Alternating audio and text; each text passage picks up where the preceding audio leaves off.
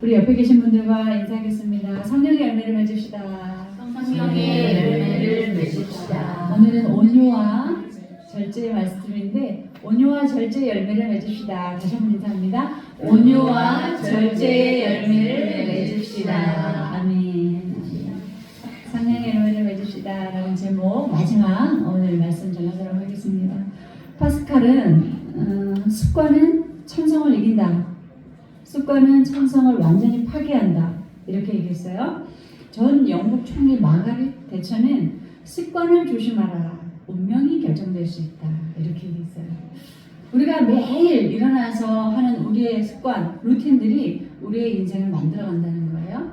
좋은 습관을 가진 사람은 좋은 인생을 만들어가고 나쁜 습관을 가진 사람은 나쁜 인생을 만들어가요.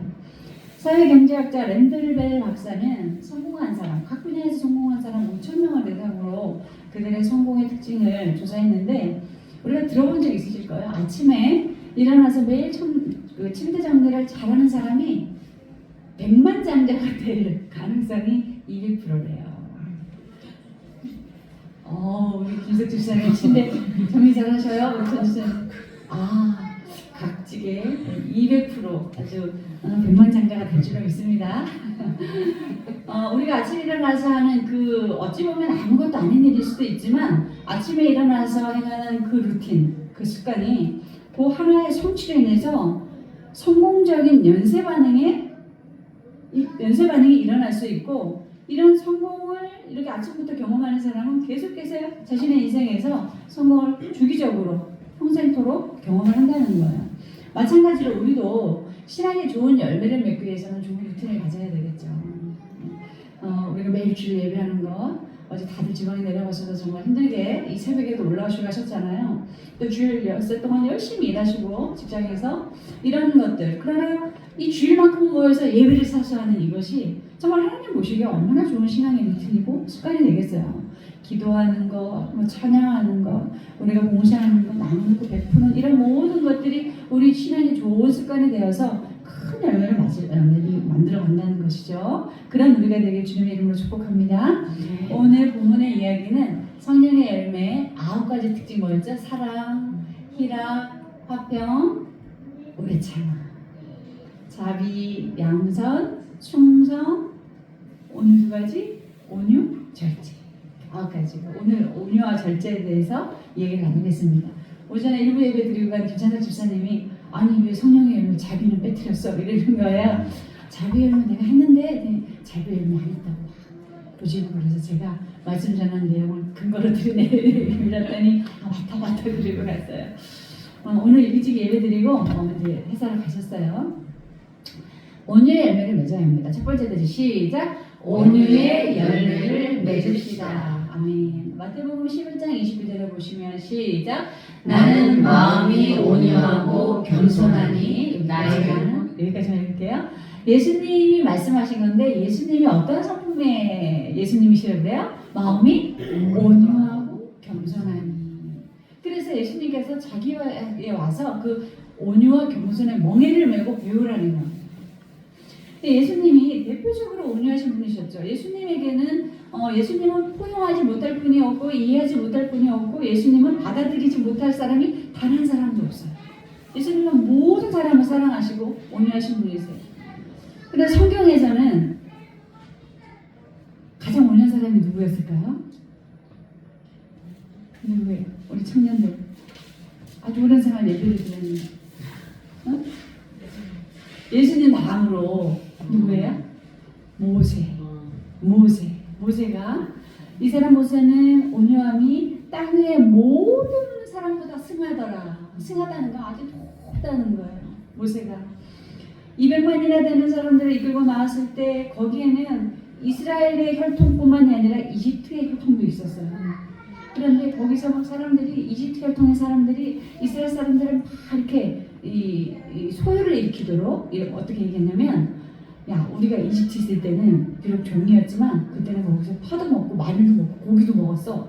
그런데 너희 하나님이 광야를 끌고 나오더니 파도 없고 마늘도 없고 고기도 없다. 이거 우리 이러다가 굶어 죽겠다 이러니까 이 어리석은 이스라엘 백성들이 모세 앞으로 달려와서 우리에게 고기를 달라 파를 달라 마늘을 달라 이렇게 대적하는데 이게 주기적으로 집단적인 반응을 일으키는 거예요. 우리도 살다가 보면은 이 먹는 식성에 대해서 이렇게 욕구가 쌓이면 불만족스러우면은 이렇게 막 거칠어지잖아요. 근데 200만이나 된 사람이 얼마나 많은 사람들이 모세를 이렇게 힘들게 했겠어요. 그런데도 그때마다 모세는 같이 대항한 게 아니고 하나님 앞에 바짝 엎드려서 하나님 기도를 했어요. 같이 싸우지 않았어요. 그리고 자신의 친형, 자신의 친누나가 너만 권위자니? 너만 영도자니? 너만 하나님께서 너 하나님 말씀을 전하라고 했니? 우리도 선지자야. 하나님이 우리도 만나주셨어. 왜 이래? 우리 동등해. 이러면서 권위를 도전하다가 하나님께서 그 누나에게 문득병을 내려버렸어요. 감히 내가 세운 나의 종을 너희들이 대항하냐고 이게 문득병을 내려버리셨어요.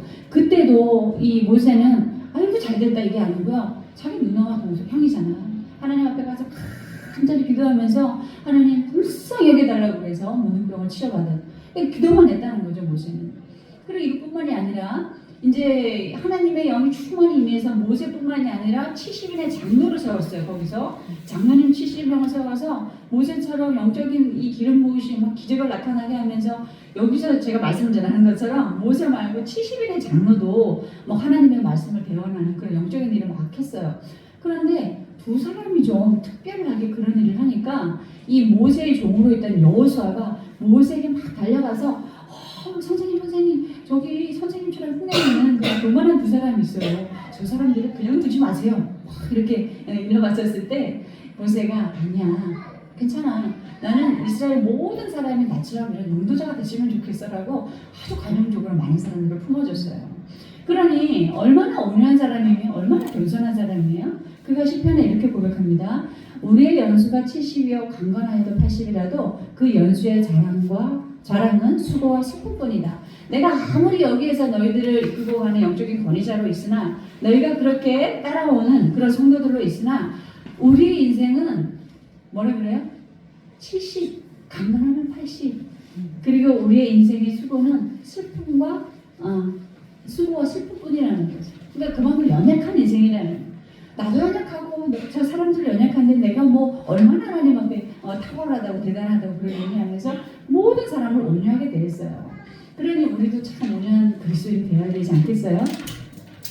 마하트마 간디는 이렇게 얘기해요. 나는 한때 진지하게 기독교 신앙을 받아들이는 것을 고민한 적이 있다. 온유한 그리스도 모습 때문에. 그러나 또 단서가 붙어요. 그러나 나는 그리스도인 때문에 교회 가지 않기로 했다. 예수님이 너무나 온유해요. 모든 사람을 사랑하고 오른밤 때리면 왼밤도 내줘라. 5일에 가자 그러면 10일까지 가줘라. 이런 예수님의 사랑 온유하신 분인데 이 그리스도인들은 너무나 위선자들이라는 거예요. 그래서 교회 가지 않기로 마음먹었는데 그 사람이 좀 다른 거예요.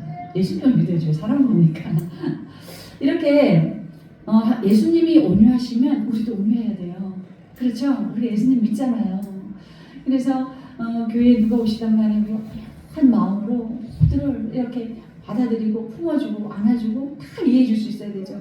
그런데 그렇지 않으면 우리가 사건건 저 사람은 어떻고 저 사람은 이래 저래라는 어떤 그 평가와 그런 까칠한 기준으로 우리가 들이댈 수 있다는 거예요. 그러니까 항상 우리가 온유하기를 노력해야 되는데 쉽지 않죠. 온유하시기가 쉽지 않죠. 그래서 하나님께 통제를 받아야 돼요. 우리가 하나님께 내 생각을 통제받고 내 말을 통제받고 내 감정을 온전히 통제받을 때 이 모세처럼 다른 사람들과 막 맞서서 대적하지 않고 바짝 엎드려서 기도할 수 있는 거죠. 같이 싸우면 뭐 어디 있어요? 상처밖에 더 있겠어요? 그런데 모세는 하나님 앞에 엎드려서 기도하는 거예요. 하나님이 도와달라고. 그러니까 하나님께서 어떻게 해요? 하나님이 그 사람들을 징계하시고 모세를 계속해서 세워주시는 거예요.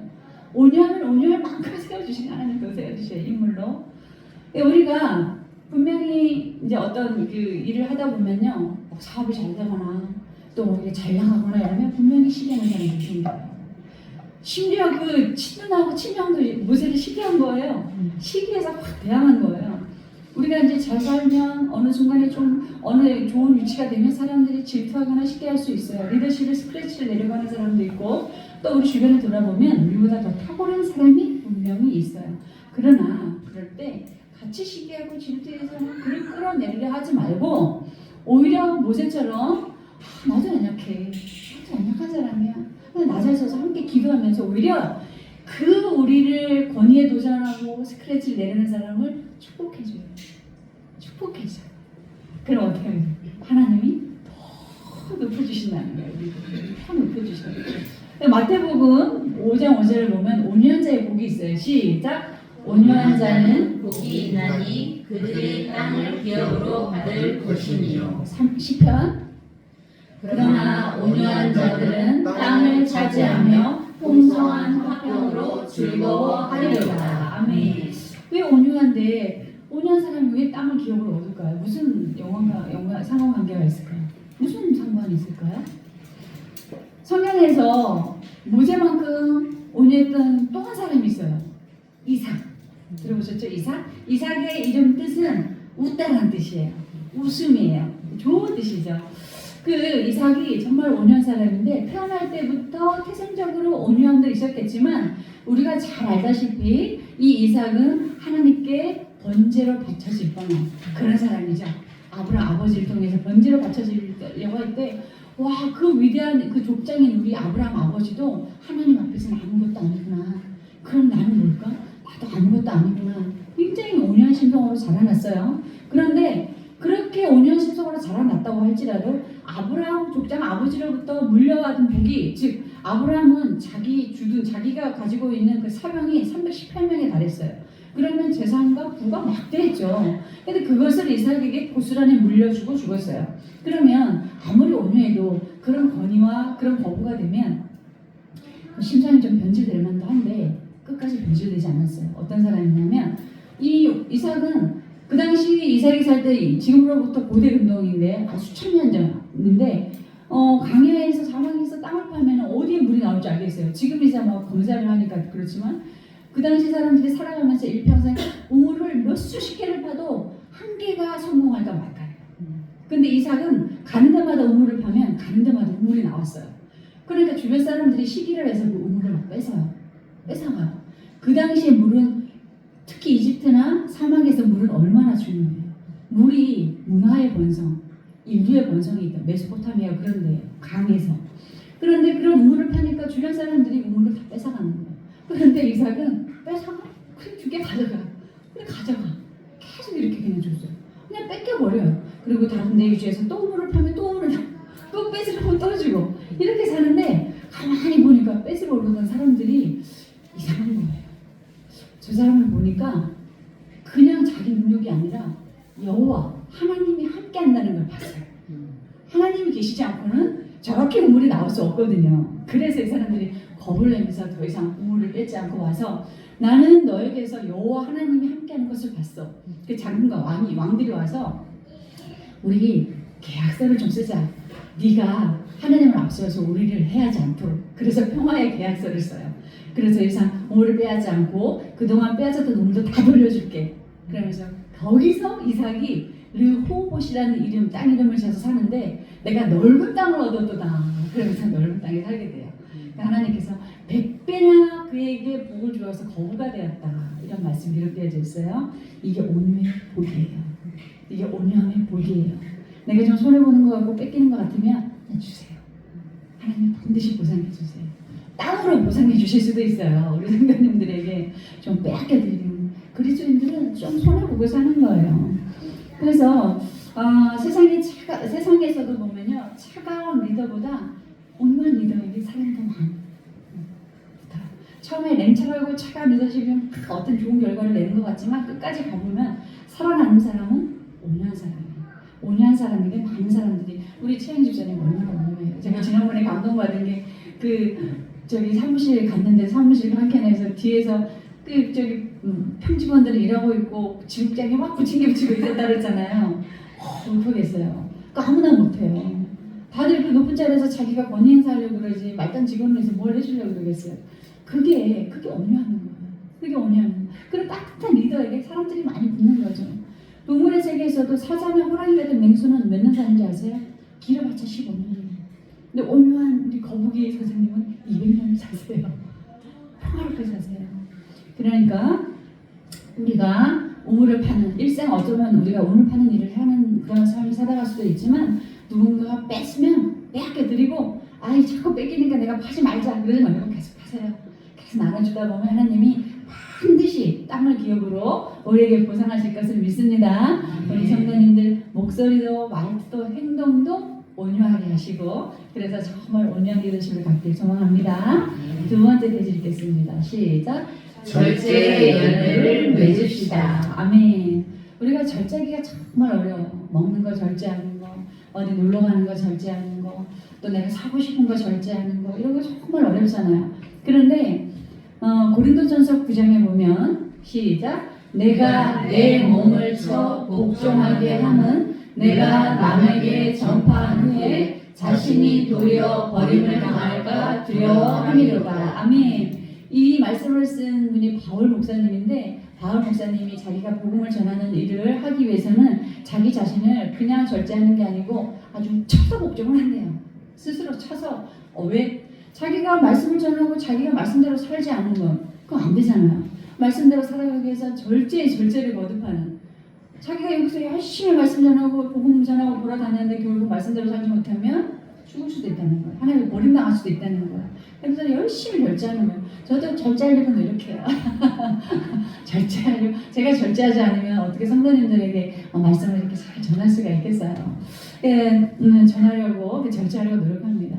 성령의 열매 9가지 특징 제가 아까도 말씀드렸지만 뭐였죠? 사랑, 희락, 화평, 오래 참음, 자비, 양선, 충성, 온유, 마지막이 뭐예요? 절제. 마지막이 절제인데 이 절제가 없으면 첫 번째부터 8째까지의 열매를 온전하게 맺을 수 없어요.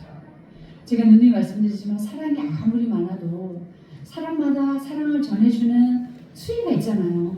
우리가 남편에게는 정말 이상적인 사랑을 대하고 근데 다른 남편에게도 이상적인 사랑을 대하면 안 되잖아요.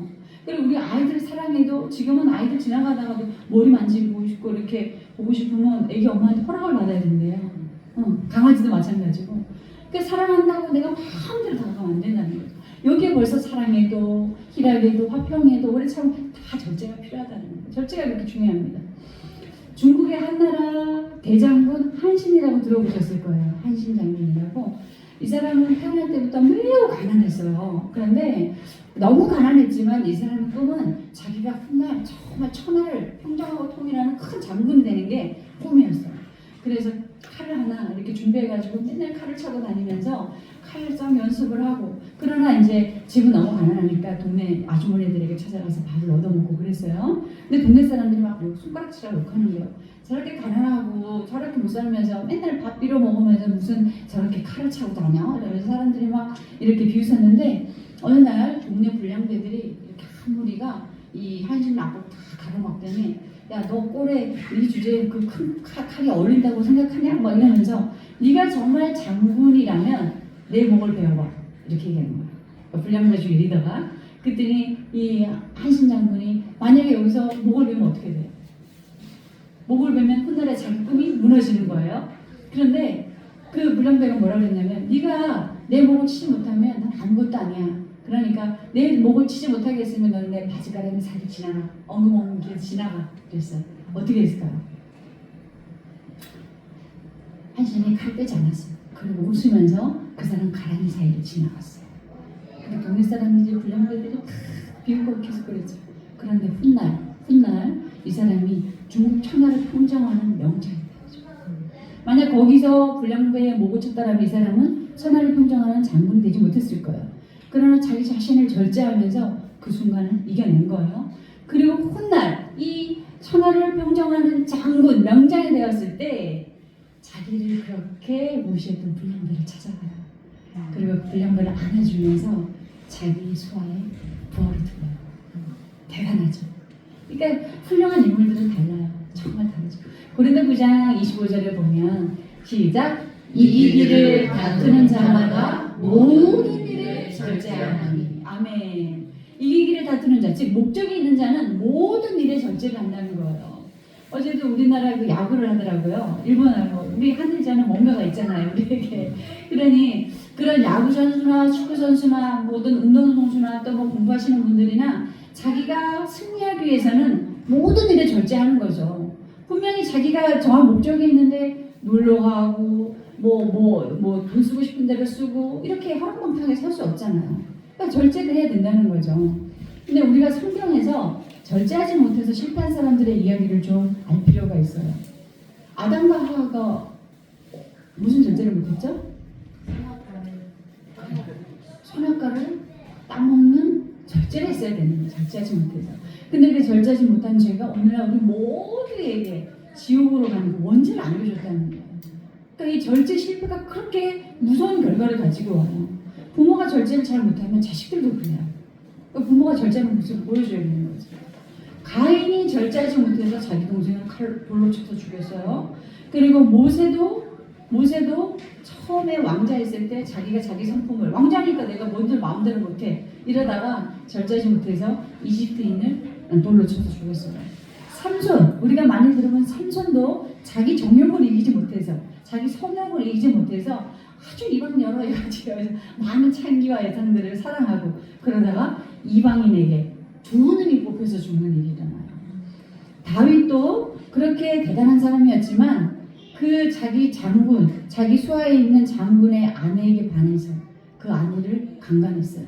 그래서 그 강간한 죄로 그때 임신을 한 아이를 하나님께서 태어나자마자 죽여버리셨어요. 그 사람들이 비웃음거리를 사는 거죠. 대표적인 절제가 실패한 성경에 기록되어진 일, 이스라엘 백성 모두가 예수님을 죽이는 일에 가담했어요. 그래서 오늘날 지금 이스라엘 전쟁 벌어지는 거 있잖아요. 모든 신학자들이 이 유대인들이 이스라엘 사람들이 히틀러에게 600만이나 죽어야 되고 지금도 저렇게 전쟁의 땅이 될 수밖에 없는 것은 이스라엘 백성들이 예수 하나님의 아들을 죽였기 때문이라고 그런 결론을 가지고 이야기를 해요. 일리가 있어요. 잠언서 25장 보시면 시작. 자기의 마음을 제어하지 아니하는 자는 성읍이 무너지고 성벽이 없는 것과 같으니라. 아멘. 자기의 마음을 제어하지 못하는 사람은 아무것도 남아나지 않는다는 거. 우리도 마찬가지죠. 우리도 과거를 돌아보면 수많은 절제에 실패했잖아요. 내가 그때 그 말 하지 말걸. 내가 그때 화를 내지 말걸. 그때 좀 욕심 좀 덜 낼걸. 그때 내가 좀 술 좀 덜 먹을걸. 그리고 그때도 돈 좀 아껴 썼을걸 하는 이런 수많은 실패를 경험해요. 그런데 우리가 보는 것은요. 오늘날 이 자리에서 하나님의 말씀을 듣고 있다는 사실이에요.